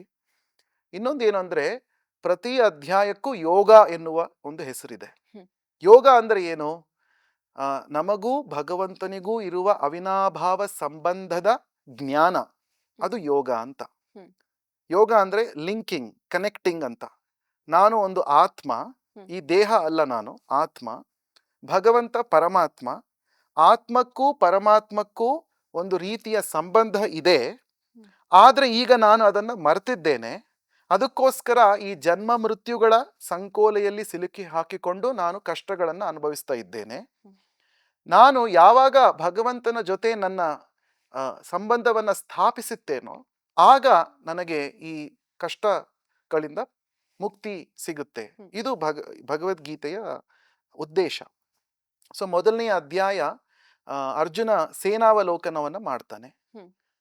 ಸೊ ಅರ್ಜುನನಿಗೆ ಎಲ್ಲ ತನ್ನ ವಿರುದ್ಧ ಹೋರಾಡಲು ಬಂದಿರುವ ಎಲ್ಲ ಭೀಷ್ಮ, ದ್ರೋಣ, ಕೃಪಾಚಾರ್ಯ, ಅಶ್ವತ್ಥಾಮ, ಈ ರೀತಿ ದುರ್ಯೋಧನಾದಿಗಳ ಎಲ್ಲ ಅವರ ಬಗ್ಗೆ ನೋಡ್ತಾನೆ. ಅವರನ್ನ ನೋಡಿದಾಗ ಅರ್ಜುನನಿಗೆ ಒಂದು ರೀತಿಯ ಗೊಂದಲ ಉಂಟಾಗುತ್ತೆ. ಅರ್ಜುನನಿಗೆ ಗೊತ್ತಿತ್ತು ನಾನು ಇವರ ಜೊತೆ ಯುದ್ಧ ಮಾಡಬೇಕು ಅಂತ, ಆದರೆ ಅಲ್ಲಿ ಬಂದು ನೋಡಿದಾಗ ಅವನು ಗೊಂದಲಕ್ಕೆ ಉಂಟಾಗ್ತಾನೆ. ಎಮೋಷನಲಿ ಬಹಳ ಅವನಿಗೆ ದುಃಖ ಆಗುತ್ತೆ. ಇಂಥವರನ್ನೆಲ್ಲ ನಾನು ಕೊಂದು ನಾನು ರಾಜ್ಯವನ್ನು ಗಳಿಸ್ಲೇಬೇಕಾ, ನಿಜವಾಗ್ಲೂ ಕಳಿಸ್ಬೇಕಾ ಅನ್ನೋದು ಅವನ ವಿಷಾದ ಪಡ್ತಾನೆ ಅವನು ಅರ್ಜುನ. ಸೊ ಅದಕ್ಕೋಸ್ಕರ ಅರ್ಜುನ ವಿಷಾದ ಯೋಗ, ಅದು ಮೊದಲನೇ ಅಧ್ಯಾಯ. ಅನಂತರ 2ನೇ ಅಧ್ಯಾಯದಲ್ಲಿ ಭಗವಂತ ನಮ್ಮ ನಿಜವಾದ ಸ್ವರೂಪದ ಬಗ್ಗೆ ಜ್ಞಾನವನ್ನು ಕೊಡ್ತಾನೆ. ನಾವು ಈ ದೇಹವಲ್ಲ, ನಾವು ನಿತ್ಯವಾದ ಆತ್ಮ ಸ್ವರೂಪಿಗಳು. ಅದು 2ನೇ ಅಧ್ಯಾಯದಿಂದ ನಮಗೆ ಸಿಗುವ ಒಂದು ಜ್ಞಾನ. ಈ 2ನೇ ಅಧ್ಯಾಯ ಪೂರ್ತಿ ಭಗವದ್ಗೀತೆಯ ಸಾರಾಂಶವನ್ನ ಒಳಗೊಂಡಿದೆ. 2ನೇ ಅಧ್ಯಾಯ. 3ನೇ ಅಧ್ಯಾಯ ಕರ್ಮಯೋಗ. ಭಗವಂತ ಹೇಳ್ತಾನೆ, ಒಂದು ನಿಮಿಷದ ಕಾಲವೂ ಕೂಡ ನಾವು ಯಾವುದೇ ಕರ್ಮವನ್ನ ಮಾಡದೆ ಸುಮ್ಮನೆ ಇರೋಕ್ ಸಾಧ್ಯ ಇಲ್ಲ. ನಾವು ಫಿಸಿಕಲಿ ನಾವು ಏನೋ ಕೆಲಸ ಮಾಡದೇ ಇರಬಹುದು, ಆದ್ರೆ ಮೆಂಟಲಿ ಬಹಳ ಆಕ್ಟಿವ್ ಆಗಿರ್ತೇವೆ. ಮೈಂಡ್ ಕೆಲಸ ಮಾಡ್ತಾನೆ ಇರುತ್ತೆ ಅಲ್ವಾ, ಯೋಚನೆಗಳು ಬರ್ತಾನೆ ಇರುತ್ತೆ. ಅದಕ್ಕೋಸ್ಕರ ನೀನು ಭಗವಂತನ ಕುರಿತು ಯೋಚನೆ ಮಾಡು, ಭಗವಂತನ ಭಕ್ತಿ ಯೋಗದಲ್ಲಿ ತೊಡಗು ಅನ್ನುವುದು 3ನೇ ಅಧ್ಯಾಯದಿಂದ ನಮಗೆ ಗೊತ್ತಾಗುವ ವಿಷಯ. 4ನೇ ಅಧ್ಯಾಯದಲ್ಲಿ ಅದು ಜ್ಞಾನ ಯೋಗ. 4ನೇ ಅಧ್ಯಾಯದಲ್ಲಿ ಭಗವಂತ ಈ ಭಗವದ್ಗೀತೆಯ ಇತಿಹಾಸದ ಬಗ್ಗೆ ಹೇಳ್ತಾನೆ. ಇಮಂ ವಿವಸ್ವತೆ ಯೋಗಂ ಪ್ರೋಕ್ತವಾನ್ ಅಹಂ ಅವ್ಯಯಂ ವಿವಸ್ವಾನ್ ಮನವೇ ಪ್ರಾಹ ಮನುರಿಕ್ಷ್ವಾಕವೇ ಬ್ರವೀತ್. ಅಂದ್ರೆ ಓ ಅರ್ಜುನ, ನಿನಗೆ ನೀನು ಮೊಟ್ಟ ಮೊದಲನೇದಾಗಿ ನನ್ನಿಂದ ಭಗವದ್ಗೀತೆಯನ್ನು ಕೇಳ್ತಾ ಇಲ್ಲ. ನಿನಗೂ ಮುಂಚೆ ಪುರಾತನ ಕಾಲದಲ್ಲಿ ನಾನು ಸೂರ್ಯ ದೇವನಿಗೆ ಈ ಭಗವದ್ಗೀತೆಯ ಉಪದೇಶವನ್ನ ಮಾಡಿದ್ದೆ. ಹ್ಮ್. ಸೂರ್ಯ ದೇವತೆಯ ಹೆಸರು ವಿವಸ್ವಾನ್. ಆ ವಿವಸ್ವಾನಿನ ಮಗ ವೈವಸ್ವತ ಮನು. ಮನು ಯಾರು ಅಂದ್ರೆ ಮನುಕುಲದ ಮೂಲ ಪುರುಷ. ಹ್ಮ್. ಆ ಮನುಕುಲದ ಮೂಲ ಪುರುಷನಿಗೆ ಭಗವದ್ಗೀತೆಯ ಜ್ಞಾನ ಇತ್ತು. ಮತ್ತೆ ಅದೇ ಸೂರ್ಯವಂಶದಲ್ಲಿ ಇಕ್ಷ್ವಾಕು ಮಹಾರಾಜರು ಬರ್ತಾರೆ. ಹ್ಮ್. ಅವರಿಗೂ ಕೂಡ ಈ ಜ್ಞಾನ ಇತ್ತು. ಮತ್ತೆ ಕಾಲಾಂತರದಲ್ಲಿ ಈ ಜ್ಞಾನ ನಶಿಸಿ ಹೋಗುತ್ತೆ. ಅದಕ್ಕೋಸ್ಕರ ನಾನು ಮತ್ತೆ ನಿನ್ನ ಮೂಲಕ ಈ ಭಗವದ್ಗೀತೆಯ ಜ್ಞಾನವನ್ನ ಹೇಳ್ತಾ ಇದ್ದೇನೆ ಅಂತ ಆ 4ನೇ ಅಧ್ಯಾಯದಲ್ಲಿ ಕೃಷ್ಣ ಹೇಳ್ತಾನೆ. ಹ್ಮ್. ಅಂದ್ರೆ ಇದು ಇಟರ್ನಲ್ ನಾಲೆಡ್ಜ್, ಸನಾತನ ಸತ್ಯ, ಹ್ಮ್. ಸನಾತನವಾದ ಜ್ಞಾನ ಇದು ಅಂತ ನಮಗೆ 4ನೇ ಅಧ್ಯಾಯದಲ್ಲಿ ಗೊತ್ತಾಗುತ್ತೆ. ಹ್ಮ್. 5ನೇ ಅಧ್ಯಾಯದಲ್ಲಿ ನಮ್ಮ ನಾವು ಇಂದ್ರಿಯಗಳನ್ನ ನಾವು ನಿಯಂತ್ರಿಸದೆ ಹೋದರೆ ನಾವು ನಾವು ಶಾಂತಿಯನ್ನ ಪಡೆಯೋದಕ್ಕೆ ಸಾಧ್ಯ ಇಲ್ಲ ಅನ್ನುವ ವಿಷಯವನ್ನ ಭಗವದ್ಗೀತೆ 5ನೇ ಅಧ್ಯಾಯದಲ್ಲಿ ನಮಗೆ ಗೊತ್ತಾಗುತ್ತೆ. ಆ 5ನೇ ಅಧ್ಯಾಯದ ಕಡೆಯ ಶ್ಲೋಕದಲ್ಲಿ ಕೃಷ್ಣ ಒಂದು ಪೀಸ್ ಫಾರ್ಮುಲಾವನ್ನ ಹೇಳ್ತಾನೆ. ನಾವು ಶಾಂತಿಯನ್ನ ಪಡಿಬೇಕಾದ್ರೆ ಏನ್ ಮಾಡಬೇಕು? ಭೋಕ್ತಾರಂ ಯಜ್ಞ ತಪಸಾಂ ಸರ್ವಲೋಕ ಮಹೇಶ್ವರಂ ಸುಹೃದಂ ಸರ್ವಭೂತಾನಾಂ ಜ್ಞಾತ್ವಾ ಮಾಂ ಶಾಂತಿ ಮೃಚ್ಛತಿ ಅಂತ ಹೇಳ್ತಾನೆ. ನೀನು ಶಾಂತಿಯನ್ನ ಪಡೆಯಬೇಕಾದ್ರೆ ನಾನು ಎಲ್ಲ ಕೆಲಸಗಳ ಭೋಕ್ತೃ, ಭಗವಂತ ನನ್ನ ಎಲ್ಲ ಕೆಲಸಗಳ ಭೋಕ್ತೃ ಅನ್ನುವುದನ್ನ ನೀನು ತಿಳಿಯಬೇಕು. ಎಲ್ಲ ಕೆಲಸಗಳನ್ನು ಅವನಿಗೋಸ್ಕರ ಮಾಡಬೇಕು. ಮತ್ತೆ ಸರ್ವಲೋಕ ಮಹೇಶ್ವರಂ, ಎಲ್ಲ ಲೋಕಗಳ ಒಡೆಯ ಭಗವಂತ ಅನ್ನುವುದನ್ನು ನೀನು ತಿಳಿದುಕೋಬೇಕು. ನಾನು ಒಡೆಯನಲ್ಲ, ಭಗವಂತ ಒಡೆಯ. ಮತ್ತೆ ಸುಹೃದಂ ಸರ್ವಭೂತಾನಂ, ಎಲ್ಲರ ಹಿತೈಷಿ, ಸನಾತನ ಹಿತೈಷಿ ಭಗವಂತ ಈ 3 ಸತ್ಯಗಳನ್ನು ನಾವು ಕಂಡುಕೊಂಡ್ರೆ ನಮ್ಮ ಜೀವನದಲ್ಲಿ ಯಾವಾಗಲೂ ಶಾಂತಿಯುತ ಬದುಕನ್ನು ನಡೆಸಬಹುದು ಅನ್ನೋದು ಭಗವಂತನ ಸಂದೇಶ. ಮತ್ತೆ 6ನೇ ಅಧ್ಯಾಯದಲ್ಲಿ ಯೋಗದ ಬಗ್ಗೆ ಹೇಳ್ತಾನೆ, ಅಷ್ಟಾಂಗ ಯೋಗದ ಬಗ್ಗೆ ಹೇಳಿ ಕಡೆಗೆ ಒಂದು ಮಾತನ್ನ ಭಗವಂತ ಹೇಳ್ತಾನೆ. ಯೋಗಿನಾಮಪಿ ಸರ್ವೇಷಾಂ ಮದ್ಗತೇನ ಅಂತರಾತ್ಮನ ಶ್ರದ್ಧಾವಾನ್ ಭಜತೆ ಯೋಮಾಂ ಸಮೇಯುಕ್ತತಮೋ ಮತಃ. ಹೈಯೆಸ್ಟ್ ಯೋಗಿ ಅಂದ್ರೆ ಎಲ್ಲ ಯೋಗಿಗಳಿಗೂ ಸರ್ವಶ್ರೇಷ್ಠನಾದ ಯೋಗಿ ಯಾರು ಅಂದ್ರೆ ಯಾರು ನನ್ನ ಸ್ವರೂಪವನ್ನ ಚಿಂತಿಸುತ್ತಾನೋ, ಶ್ರದ್ಧೆಯಿಂದ ನನ್ನ ಸ್ವರೂಪವನ್ನ ಚಿಂತಿಸಿ ಭಕ್ತಿ ಸೇವೆಯಲ್ಲಿ ತೊಡಗಿಕೊಳ್ತಾನೋ ಅವನು ನಿಜವಾದ ಉತ್ಕೃಷ್ಟವಾದ ಯೋಗಿ ಅಂತ ಭಗವದ್ಗೀತೆಯಲ್ಲಿ 6ನೇ ಅಧ್ಯಾಯದಲ್ಲಿ ನಮಗೆ ಗೊತ್ತಾಗುತ್ತೆ. ಮತ್ತೆ 7ನೇ ಅಧ್ಯಾಯದಲ್ಲಿ ಬಹಳ ಮುಖ್ಯ ಇದು. 7ನೇ ಅಧ್ಯಾಯದಲ್ಲಿ ಕೃಷ್ಣ ಹೇಳ್ತಾನೆ, ಈ ಎಲ್ಲ ಭೌತಿಕ ಪ್ರಪಂಚದಲ್ಲಿ ನಾವು ಏನೇನನ್ನ ನೋಡ್ತೀವಲ್ಲ ಅದೆಲ್ಲ ನನ್ನಿಂದಲೇ ಬಂದಿರುವುದು ಅನ್ನೋದು ಭಗವಂತ ಹೇಳ್ತಾನೆ. ಈಗ ನಮ್ಮ ಶರೀರ ಪಂಚಭೂತಗಳಿಂದ ನಿರ್ಮಿತವಾಗಿರುವುದು. ಭಗವಂತ ಹೇಳ್ತಾನೆ, ಭೂಮಿ ರಾಪೋ ಅನಲೋ ವಾಯು ಖಮ್ಮನೋ ಬುದ್ಧಿರೇವಚ ಅಹಂಕಾರ ಮಿತೀಯಮ್ಮೆ ಭಿನ್ನಾ ಪ್ರಕೃತಿ ಮೇ ಅಷ್ಟದ. ಈ ಎಲ್ಲ ಪಂಚಭೂತಗಳು ಮತ್ತೆ ಮನಸ್ಸು ಇವೆಲ್ಲ ನನ್ನಿಂದಲೇ ಬಂದಿರುವುದು. ಅಂದ್ರೆ ನಮ್ಮಲ್ಲಿರುವ ನಮ್ಮ ಶರೀರ ಯಾರದ್ದು, ಯಾರಿಗೆ ಸೇರಬೇಕಾಗಿರೋದು? ಭಗವಂತನಿಗೆ ಸೇರಿರುವುದು ಅನ್ನುವುದು 7ನೇ ಅಧ್ಯಾಯದ. ನಮ್ಮ ಶರೀರ ನಮ್ಮದಲ್ಲ, ನಮ್ಮ ಶರೀರ ಭಗವಂತನದು. ಅದಕ್ಕೋಸ್ಕರ ಶರೀರವನ್ನ ಭಗವಂತನ ಸೇವೆಯಲ್ಲಿ ತೊಡಗಿಸ್ಕೋಬೇಕು ಅನ್ನೋದು ನಮಗೆ 7ನೇ ಅಧ್ಯಾಯದಿಂದ ಗೊತ್ತಾಗುತ್ತೆ. ಮತ್ತೆ ನಾನು ಹೇಳ್ತಾ ಇರೋದು ಬಹಳ ಸಂಕ್ಷಿಪ್ತವಾಗಿ ಹೇಳ್ತಾ ಇದ್ದೇನೆ. ಅಂದ್ರೆ ನೀವು ಭಗವದ್ಗೀತೆಯನ್ನು ಓದಿದ್ರೆ ಇನ್ನೂ ಅನೇಕ ವಿಷಯಗಳು ನಿಮಗೆ ತಿಳಿಯುತ್ತೆ.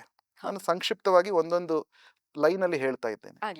ಮತ್ತೆ 8ನೇ ಅಧ್ಯಾಯದಲ್ಲಿ ಬಹಳ ಮುಖ್ಯವಾದ ವಿಷಯ ಹೇಳ್ತಾನೆ, ಹೇಗೆ ನಾವು ಸುಲಭವಾಗಿ ಕೃಷ್ಣನನ್ನ ಪಡೆಯಬಹುದು. ಸುಲಭವಾದ ವಿಧಾನ ಏನು ಅಂದ್ರೆ ಯಾವಾಗಲೂ ನನ್ನ ನಾಮಸ್ಮರಣೆಯನ್ನ ಮಾಡುವುದರ ಮೂಲಕ ಸುಲಭವಾಗಿ, ತಸ್ಯಾಹಂ ಸುಲಭ ಪಾರ್ಥ ಅಂತ ಹೇಳ್ತಾನೆ. ಓ ಪಾರ್ಥ, ಓ ಪೃಥುವಿನ ಮಗನಾದ ಅರ್ಜುನನೇ, ನನ್ನ ನಾಮಸ್ಮರಣೆಯನ್ನ ಮಾಡುವುದರ ಮೂಲಕ ಸುಲಭವಾಗಿ ನನ್ನನ್ನು ಸೇರ್ಕೋಬಹುದು ನೀನು ಅನ್ನುವುದು 8ನೇ ಅಧ್ಯಾಯದಲ್ಲಿ ನಮಗೆ ಗೊತ್ತಾಗುವ ವಿಷಯ. 9ನೇ ಅಧ್ಯಾಯ ರಾಜವಿದ್ಯಾ ಅಂತ. ಅಂದ್ರೆ 9ನೇ ಅಧ್ಯಾಯದಲ್ಲಿ ಕಡೆಯಲ್ಲಿ ಒಂದು ಹೇಳ್ತಾನೆ, ಒಂದು 4 ಪಾಯಿಂಟ್ ಫಾರ್ಮುಲಾ ಕೊಡ್ತಾನೆ ಕೃಷ್ಣ. ಯಾವಾಗ್ಲೂ ನಾವು ಈ 4 ಕೆಲಸಗಳನ್ನ ಮಾಡಬೇಕು ಅಂತ. ಏನು? ಮನ್ಮನ ಭವ ಮದ್ಭಕ್ತ ಮದ್ಯಾಜಿ ಮಾಂ ನಮಸ್ಕುರು. ಅಂದ್ರೆ ಏನು? ಕೃಷ್ಣ ಹೇಳ್ತಾ ಇದ್ದಾನೆ, ನನ್ನ ಬಗ್ಗೆ ಚಿಂತಿಸು, ನಿನ್ನ ಮನಸ್ಸು ನನ್ನ ಮೇಲೆ ಇಟ್ಟಿರು, ಆಗ ನಿನ್ನ ಮನಸ್ಸಿನ ಚಂಚಲ ಸ್ವಭಾವದಿಂದ ನೀನು ಮುಕ್ತನಾಗಬಹುದು. ಮನ್ಮನ, ಥಿಂಕ್ ಆಫ್ ಮೀ, ನನ್ನ ಬಗ್ಗೆ ಯೋಚನೆ ಮಾಡು. ಭವಮದ್ ಭಕ್ತ, ನನ್ನ ಭಕ್ತನಾಗು. ಮತ್ತೆ ಮದ್ಯಾಜಿ, ನನ್ನನ್ನ ನೀನು ಆರಾಧನೆಯನ್ನ ಮಾಡು. ಯಾಜಿ, ಯಜನ ಅಂದ್ರೆ ಆರಾಧನೆ ಮಾಡುವುದು. ಮತ್ತೆ ಮಾಂ ನಮಸ್ಕುರು, ನನಗೆ ನಮಸ್ಕಾರವನ್ನು ಅರ್ಪಿಸು. ಈ ನಾಲ್ಕನ್ನ ಮಾಡಿದ್ರೆ ಸಾಕು, ನಮಗೆ ಭಗವದ್ಗೀತೆ ಅರ್ಥ ಆಗಿದೆ ಅನ್ನುವುದು ಅರ್ಥ. ಈ ನಾಲ್ಕನ್ನ ನಾವು ಮಾಡಬೇಕು. ಮತ್ತೆ 10ನೇ ಅಧ್ಯಾಯದಲ್ಲಿ ಕೃಷ್ಣ 10ನೇ ಅಧ್ಯಾಯದಲ್ಲಿ 4 ಶ್ಲೋಕಗಳು ಬರುತ್ತೆ. 10ನೇ ಅಧ್ಯಾಯ 8, 9, 10, 11 ಈ 4 ಶ್ಲೋಕಗಳನ್ನ ಚತುಶ್ಲೋಕಿ ಭಗವದ್ಗೀತಾ ಅಂತ ಹೇಳ್ತವೆ. ಅಂದ್ರೆ ಈ ಎಲ್ಲ 700 ಶ್ಲೋಕಗಳ ಸಾರ ಈ 4 ಶ್ಲೋಕಗಳಲ್ಲಿ ಇದ್ದಾವೆ. ಸೊ ಇದು ಚತುಶ್ಲೋಕಿ ಭಗವದ್ಗೀತಾ. ಸೊ ಅದರಲ್ಲಿ ಏನ್ ಹೇಳ್ತಾನೆ ಭಗವದ್ಗೀತಾ ಆ ಶ್ಲೋಕಗಳಲ್ಲಿ ಏನ್ ಹೇಳ್ತಾನೆ ಭಗವಂತ ಅಂದ್ರೆ, ನೀನು ನನಗೆ ಸೇರಿದವನು, ನೀನು ಎಲ್ಲವೂ ನನಗೆ ಸೇರಿರುವುದು. ಸೊ ಅದಕ್ಕೋಸ್ಕರ ನೀನು ನನ್ನ ಸೇವೆಯಲ್ಲಿ ನೀನು ತೊಡಗಿಕೋ. ಇದು ಮಹಾತ್ಮನ ಲಕ್ಷಣ. ಯಾರು ನಿಜವಾದ ಮಹಾತ್ಮರು ಅಂದ್ರೆ, ಯಾರು ಸದಾ ನನ್ನ ಚಿಂತನೆಯಲ್ಲಿ ನನ್ನ ಭಕ್ತಿ ಸೇವೆಯಲ್ಲಿ ತೊಡಗಿರ್ತಾರೋ ಅವರು ನಿಜವಾದ ಮಹಾತ್ಮರು ಅಂತ ಹೇಳ್ತಾನೆ. ಮತ್ತೆ ಇನ್ನೊಂದು ವಿಷಯ ಹೇಳ್ತಾನೆ, ನಾನು ಅಂತಹ ಮಹಾತ್ಮರಿಗೆ ತಮ್ಮ ಹೃದಯದಿಂದ ದಿವ್ಯ ಜ್ಞಾನವನ್ನು ಕೊಡ್ತೇನೆ. ಆ ದಿವ್ಯ ಜ್ಞಾನದ ಮೂಲಕ ಅವರು ನನ್ನ ಬಳಿಗೆ ಬರ್ತಾರೆ, ಮರುಕಳಿಸಿ ಬರ್ತಾರೆ ಅಂತ ಕೃಷ್ಣ ಹೇಳ್ತಾನೆ. ಇದು 10ನೇ ಅಧ್ಯಾಯ. 11ನೇ ಅಧ್ಯಾಯದಲ್ಲಿ ವಿಶ್ವರೂಪ ದರ್ಶನ, ಭಗವಂತನ ವಿಶ್ವರೂಪ ತೋರಿಸ್ತಾನೆ ಅರ್ಜುನನಿಗೆ. ಆ ವಿಶ್ವರೂಪದಿಂದ ನಮಗೆ ಏನು ಗೊತ್ತಾಗುತ್ತೆ ಅಂದ್ರೆ, ಈಗ ನೋಡಿ ಅನೇಕ ಜನರು ಹೇಳ್ತಾರೆ ಇವರು ಭಗವಂತನ ಅವತಾರ, ಇವರಿಗೆ ಇಷ್ಟು ರೀತಿಯ ಶಕ್ತಿ ಸಾಮರ್ಥ್ಯಗಳು ಇದ್ದಾವೆ ಅಂತ. ಸುಮ್ಮನೆ ಬೊಗಳೇ ಬಿಡಬಹುದು ಎಷ್ಟೋ ಜನ, ಆದರೆ ಅದನ್ನ ನಿರೂಪಿಸಿ ತೋರಿಸಿದವನು ಕೃಷ್ಣ. 10 ಅಧ್ಯಾಯಗಳಲ್ಲಿ ಏನು ಹೇಳಿದ್ದಾನೋ ಭಗವಂತ, ಅದು 11ನೇ ಅಧ್ಯಾಯದಲ್ಲಿ ಪ್ರಾಕ್ಟಿಕಲ್ ಆಗಿ ತೋರಿಸಿದ್ದಾನೆ ಭಗವಂತ. ಅದು ವಿಶ್ವರೂಪ ದರ್ಶನ. ಸೊ ವಿಶ್ವರೂಪದಲ್ಲಿ ಅರ್ಜುನ ಎಲ್ಲ ವಿಶ್ವವನ್ನ ನೋಡಿದ್ದಾನೆ. ಎಲ್ಲ ದೇವತೆಗಳನ್ನ, ಬ್ರಹ್ಮನನ್ನ, ಶಿವನನ್ನ, ಅನೇಕ ದೇವತೆಗಳನ್ನ ಆ ವಿಶ್ವರೂಪದ ಒಳಗೆ ಅರ್ಜುನ ದರ್ಶನವನ್ನ ಮಾಡ್ತಾನೆ. ಸೊ ಅದು 11ನೇ ಅಧ್ಯಾಯ. ಮತ್ತೆ 12ನೇ ಅಧ್ಯಾಯ ಭಕ್ತಿ ಯೋಗ. ಅದರಲ್ಲಿ ಒಂದು ಪ್ರಶ್ನೆಯನ್ನು ಕೇಳ್ತಾನೆ ಅರ್ಜುನ. ತುಂಬಾ ಜನರು ನಿನ್ನ ನಿರಾಕಾರ ಸ್ವರೂಪವನ್ನ ಆರಾಧನೆ ಮಾಡ್ತಾರೆ, ಕೆಲವರು ನಿನ್ನ ಸಾಕಾರ ಸ್ವರೂಪವನ್ನ ಆರಾಧನೆ ಮಾಡ್ತಾರೆ. ಈ ಇಬ್ಬರಲ್ಲಿ ಯಾರು ಶ್ರೇಷ್ಠ ಅನ್ನುವುದು ಅರ್ಜುನನ ಪ್ರಶ್ನೆ. ಆಗ ಕೃಷ್ಣ ಹೇಳ್ತಾನೆ, ಯಾರು ನನ್ನ ಸಾಕಾರ ಸ್ವರೂಪದಲ್ಲಿ ತಮ್ಮ ಮನಸ್ಸನ್ನ ಇಟ್ಟು ಭಕ್ತಿ ಸೇವೆಯಲ್ಲಿ ತೊಡಗಿರ್ತಾರೋ ಅಂಥವರು ಸರ್ವಶ್ರೇಷ್ಠರು ಅನ್ನುವುದು ನನ್ನ ಅಭಿಪ್ರಾಯ ಅಂತ ಭಗವಂತ ಹೇಳ್ತಾನೆ. ಅದು 12ನೇ ಅಧ್ಯಾಯ. ಮತ್ತೆ 13ನೇ ಅಧ್ಯಾಯದಲ್ಲಿ ಪ್ರಕೃತಿ ಪುರುಷ, ಪ್ರಕೃತಿ ಅಂದರೆ ಏನು, ಪುರುಷ ಅಂದರೆ ಏನು, ಜ್ಞಾನ ಅಂದರೆ ಏನು ಅನ್ನೋದ್ರ ಬಗ್ಗೆ ಹೇಳ್ತಾನೆ. ಆ 13ನೇ ಅಧ್ಯಾಯದಲ್ಲಿ ಜ್ಞಾನದ 20 ಲಕ್ಷಣಗಳನ್ನು ಭಗವಂತ ಹೇಳ್ತಾನೆ. ಜ್ಞಾನ ಅಂದರೆ ಸುಮ್ಮನೆ ನಾವು ಯಾವುದೇ ಒಂದು ಜ್ಞಾನವನ್ನ ಅಂದ್ರೆ ಯಾವುದೇ ಒಂದು ಅಧ್ಯಯನ ಮಾಡಿ ನನಗೆ ಇಷ್ಟು ಗೊತ್ತಪ್ಪ ಅಷ್ಟು ಗೊತ್ತಪ್ಪ ಅಂತ ಹೇಳೋದಲ್ಲ. ಆ ಜ್ಞಾನಕ್ಕೆ 20 ಲಕ್ಷಣಗಳಿದ್ದಾವೆ. ಮೊದಲನೆಯದು ಹ್ಯುಮಿಲಿಟಿ. ಹ್ಯುಮಿಲಿಟಿ ಅಂದ್ರೆ ಏನು, ವಿನಮ್ರತಾ ಭಾವನೆ. ವಿನಮ್ರತೆ ಇಲ್ಲದೆ ಇದ್ರೆ ನಿಜವಾದ ಜ್ಞಾನ ಇಲ್ಲ ಸೊ ಈ ರೀತಿ 20 ವಿನಮ್ರತೆಯಿಂದ ಮೊದಲುಗೊಂಡು 20 ಲಕ್ಷಣಗಳ ಬಗ್ಗೆ ಭಗವಂತ ಹೇಳ್ತಾನೆ. ಅದು 13ನೇ ಅಧ್ಯಾಯದಲ್ಲಿ. 14ನೇ ಅಧ್ಯಾಯದಲ್ಲಿ ತ್ರಿಗುಣಗಳ ಬಗ್ಗೆ ಹೇಳ್ತಾನೆ. ನಮ್ಮ ಪ್ರತಿ ನಿಮಿಷ ನಮ್ಮ ಜೀವನವನ್ನ ಈ ತ್ರಿಗುಣಗಳು ಕಂಟ್ರೋಲ್ ಮಾಡ್ತಾ ಇದ್ದಾವೆ. ಅವನ್ನ 3 ಮೋಡ್ಸ್ ಆಫ್ ಮೆಟೀರಿಯಲ್ ನೇಚರ್ ಅಂತ ಕರಿತೇವೆ. Our moods are determined by our modes. ಈ ಯಾವ ಗುಣ ನಮ್ಮ ಮೇಲೆ ಕೆಲಸ ಮಾಡ್ತಾ ಇದೆಯೋ ಆ ಕ್ಷಣದಲ್ಲಿ ಆ ರೀತಿಯಾಗಿ ನಮ್ಮ ಮೂಡ್ ಇರುತ್ತೆ. ನಮ್ಮ ಚಿಂತನೆ, ನಮ್ಮ ಚಾಯ್ಸಸ್. ಕೆಲವರಿಗೆ ಒಂದು ರೀತಿಯ ಆಹಾರ ಇಷ್ಟ ಇರುತ್ತೆ, ಇನ್ನು ಕೆಲವರಿಗೆ ಇನ್ನೊಂದು ರೀತಿಯ ಆಹಾರ. ಇವೆಲ್ಲ ಆ ಗುಣಗಳಿಂದ ನಿಯಂತ್ರಣ ಪಡುವಂಥದ್ದು. ಸೊ ಅದು 14ನೇ ಅಧ್ಯಾಯದಲ್ಲಿ ಕೃಷ್ಣ ಬಹಳ ಚೆನ್ನಾಗಿ ಸೊಗಸಾಗಿ ಹೇಳ್ತಾನೆ. 15ನೇ ಅಧ್ಯಾಯ ಪುರುಷೋತ್ತಮ ಯೋಗ ಅಂತ. ಆ ಅಧ್ಯಾಯದ 15ನೇ ಶ್ಲೋಕದಲ್ಲಿ ಭಗವಂತ ಹೇಳ್ತಾನೆ, ಸರ್ವಸ್ಯ ಚಾಹಂ ಹೃದಯ ಸನ್ನಿವಿಷ್ಟ ಮತ್ತಃ ಸ್ಮೃತಿರ್ಜ್ಞಾನಂ ಅಪೋಹನಂ ಚ. ನಾನು ಎಲ್ಲ ಜೀವಿಗಳ ಹೃದಯದಲ್ಲಿ ಇದ್ದೇನೆ, ನನ್ನಿಂದ ಸ್ಮೃತಿ ಅಂದರೆ ನೆನಪಿನ ಶಕ್ತಿ, ನನ್ನಿಂದ ಮರೆವು, ಮತ್ತೆ ನನ್ನಿಂದ ಜ್ಞಾನ ನಿನಗೆ ಸಿಗುತ್ತೆ, ಜೀವಿಗಳಿಗೆ ಸಿಗುತ್ತೆ ಅಂತ ಭಗವಂತ ಹೇಳ್ತಾನೆ. ಹ್ಮ್. ಅಂದರೆ ನಾವು ಯಾವುದೇ ಕೆಲಸವನ್ನ ಮಾಡುವಾಗ ಭಗವಂತನ ಹೆಲ್ಪ್ ಇಲ್ಲದೇ ಇದ್ದರೆ, ಪರಮಾತ್ಮ ನಮ್ಮ ಹೃದಯದಲ್ಲಿರುವ ಪರಮಾತ್ಮನ ಸಹಾಯ ಇಲ್ಲದೇ ಇದ್ದರೆ ನಾವು ಏನು ಮಾಡೋಕ್ಕೆ ಸಾಧ್ಯ ಇಲ್ಲ ಅನ್ನೋದು. ಯಾರು ಇದನ್ನು ಮನಗಾಣ್ತಾರೋ ಅವರನ್ನು ಭಕ್ತರು ಅಂತ ಕರೀತಾರೆ. ಎಲ್ಲರಿಗೂ ನಾವು ಭಕ್ತರಾಗದೇ ಇದ್ರೂ ಕೂಡ ಭಗವಂತನ ಸಹಾಯ ಇದ್ದೇ ಇದೆ. ಹ್ಮ್. ಆದರೆ ಅದನ್ನು ಅಪ್ರಿಷಿಯೇಟ್ ಮಾಡಿದಾಗ, ಅದನ್ನು ತಿಳ್ಕೊಂಡಾಗ ಆಗ ನಮಗೆ ಭಕ್ತಿ ಅನ್ನೋದು ಮೂಡುತ್ತೆ. ಹ್ಮ್. ಮತ್ತೆ 16ನೇ ಅಧ್ಯಾಯ ದೈವಿ ಆಸುರ ಸಂಪತ್ ವಿಭಾಗ ಯೋಗ ಅಂತ. ಹ್ಮ್. 2 ರೀತಿಯ ಸಂಪತ್ತುಗಳು ಅಥವಾ 2 ರೀತಿಯ ಸ್ವಭಾವಗಳು ನಮ್ಮಲ್ಲಿದ್ದಾವೆ. ದೈವಿ ಸ್ವಭಾವ ಮತ್ತೆ ಆಸುರಿ ಸ್ವಭಾವ. ಹ್ಮ್. ಇದರ ಬಗ್ಗೆ ಭಗವಂತ ಹೇಳ್ತಾನೆ. ಹ್ಮ್. ನಾವು ಆಸುರಿ ಸ್ವಭಾವಕ್ಕೆ ಒಳಗಾದಾಗ ಕಾಮ, ಕ್ರೋಧ, ಲೋಭ ಎನ್ನುವ 3 ಹೆಬ್ಬಾಗಿಲುಗಳ ಮೂಲಕ ನಾವು ನರಕಕ್ಕೆ ಹೋಗ್ತೇವೆ. ಅದಕ್ಕೋಸ್ಕರ ಇದನ್ನು ಬಿಡಬೇಕು ಅನ್ನೋದು ಭಗವಂತನ ಸಂದೇಶ 16ನೇ ಅಧ್ಯಾಯದಲ್ಲಿ. ಮತ್ತೆ 17ನೇ ಅಧ್ಯಾಯದಲ್ಲಿ ಶ್ರದ್ಧಾತ್ರಯ ವಿಭಾಗ ಯೋಗ ಅಂದರೆ ಬೇರೆ ಬೇರೆ ರೀತಿಯ ಜನರ ಶ್ರದ್ಧೆಗಳು ಬೇರೆ ಬೇರೆ ರೀತಿ ಇರುತ್ತವೆ, ಅದರ ಬಗ್ಗೆ ಭಗವಂತ ಹೇಳ್ತಾನೆ.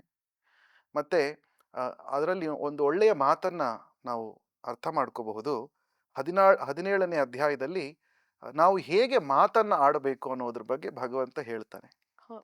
ಅನುದ್ವೇಗಕರಂ ವಾಕ್ಯಂ ಸತ್ಯಂ ಪ್ರಿಯಹಿತಂ ಚ ಯತ್ ಸ್ವಾಧ್ಯಾಯ ಅಭ್ಯಸನಂ ಚೈವ ವಾನ್ಮಯಂ ತಪ ಉಚ್ಯತೆ.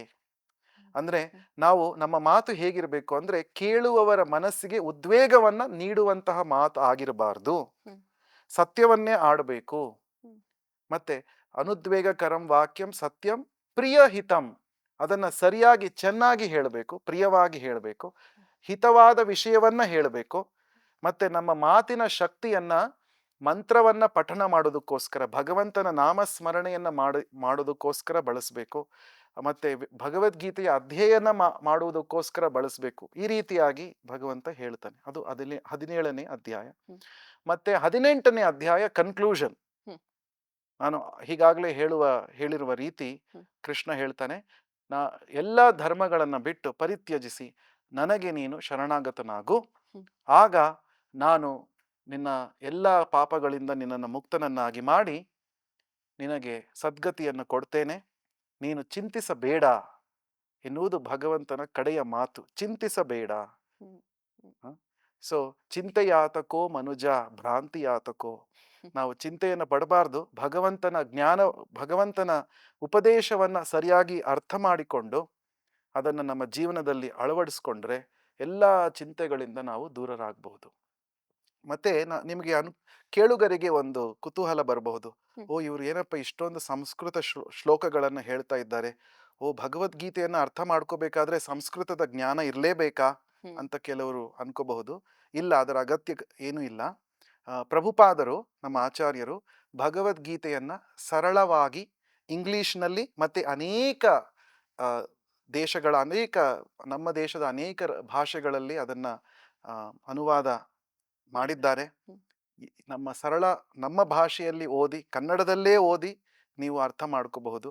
ಸೊ ಸಂಸ್ಕೃತದ ಜ್ಞಾನ ಇದಕ್ಕೆ ಅಗತ್ಯವಾಗಿ ಬೇಕು ಅನ್ನೋದು ಆ ಮಾತು ಏನೂ ಇಲ್ಲ, ಎಲ್ಲರೂ ಓದಬಹುದು. ಭಗವದ್ಗೀತೆಯನ್ನ ನಮ್ಮ ದಿನನಿತ್ಯದ ಜೀವನಕ್ಕೆ, ನಮ್ಮ ಲೈಫ್ಗೆ ಅಪ್ಲೈ ಮಾಡ್ಕೊಳ್ಳೋದು, ಅಳವಡಿಸ್ಕೊಳ್ಳೋದು ಹೇಗೆ ಅಂತ? ಅದು ಮುಖ್ಯ. ನಾವು ಜ್ಞಾನವನ್ನ ಮಾತ್ರ ತಿಳಿದುಕೊಂಡ್ರೆ ಅದರ ಪ್ರಯೋಜನ ಏನು ಅನ್ನೋದು ಕೂಡ ನಮ್ಗೆ ಅರ್ಥ ಆಗ್ಬೇಕಲ್ವಾ. ಅದನ್ನ ಹೇಗೆ ಅಳವಡಿಸ್ಕೊಳ್ಳೋದು ಅನ್ನೋದು ಮುಖ್ಯ. ಭಗವದ್ಗೀತೆಯನ್ನ ನಾವು ಭಕ್ತರ ಸಹಾಯದಿಂದ ಅರ್ಥ ಮಾಡ್ಕೋಬೇಕು ಅನ್ನೋದು ಗೀತಾ ಮಹಾತ್ಮ್ಯದಲ್ಲಿ ಬರುವ ಮಾತಿದು. ನಾವು ಪುಸ್ತಕವನ್ನು ಓದಿ, ಅಂದ್ರೆ ಇದು ನೀವು ಭಗವದ್ಗೀತಾ ಯಥಾರೂಪವನ್ನು ಓದಿದಾಗ ನಿಮಗೆ ಪರಂಪರೆಯ ಮೂಲಕ ಬರುವ ಜ್ಞಾನ ಪ್ರಭುಪಾದರು ನಮಗೆ ಕೊಡ್ತಾ ಇದ್ದಾರೆ. ಈಗ ನೀವು ಮಾರ್ಕೆಟಲ್ಲಿ ಹೋದಾಗ ಅನೇಕ ಭಗವದ್ಗೀತೆಯ ವ್ಯಾಖ್ಯಾನಗಳು ನಿಮಗೆ ಸಿಗುತ್ತೆ, ಅನೇಕ ಪುಸ್ತಕಗಳು ಸಿಗುತ್ತೆ. ಆ ಪುಸ್ತಕಗಳಿಗೂ ಭಗವದ್ಗೀತಾ ಯಥಾರೂಪಕ್ಕೂ ಇರುವ ವ್ಯತ್ಯಾಸ ಏನು ಅಂದ್ರೆ, ಈ ಭಗವದ್ಗೀತಾ ಯಥಾರೂಪದಲ್ಲಿ ಪ್ರಭುಪಾದರು ತಮ್ಮ ಅನಿಸಿಕೆಗಳನ್ನ ಬರೆದಿಲ್ಲ, ಹ್ಮ್ ಹ್ಮ್ ಪರಂಪರೆಯ ಮೂಲಕ ಬಂದಿರುವ ಜ್ಞಾನವನ್ನ ಯಥಾವತ್ತಾಗಿ ನಮ್ಮ ಮುಂದೆ ಇಡ್ತಾ ಇದ್ದಾರೆ. ಹ್ಮ್ ಅಂದ್ರೆ ಹೇಗೆ ಅರ್ಜುನ ಮುಖಾಮುಖಿಯಾಗಿ ಕೃಷ್ಣನಿಂದ ಉಪದೇಶವನ್ನ ಪಡೆದು ಅರ್ಥ ಮಾಡ್ಕೊಳ್ತಾನಲ್ಲ, ಅದೇ ರೀತಿ ನಮಗೆ ಅರ್ಥ ಆಗುತ್ತೆ ಈ ಭಗವದ್ಗೀತೆ ಯಥಾರೂಪವನ್ನು ಓದಿದಾಗ. ಹ್ಮ್ ಸೊ ಅದಕ್ಕೋಸ್ಕರ ನಾವು ಭಗವದ್ಗೀತೆಯನ್ನ ಭಕ್ತರ ಮೂಲಕ ತಿಳಿದುಕೊಂಡು ಅದನ್ನು ಅಳವಡಿಸ್ಕೋಬೇಕು. ಹ್ಮ್ ಮತ್ತೆ ಇನ್ನೊಂದು ಏನು ಅಂದ್ರೆ, ಭಗವದ್ಗೀತೆಯನ್ನು ಓದುವಾಗ ಹ್ಮ್ ನಮ್ಮ ವ್ಯಾಖ್ಯಾನವನ್ನ ನಾವು ಕೊಡಬಾರ್ದು.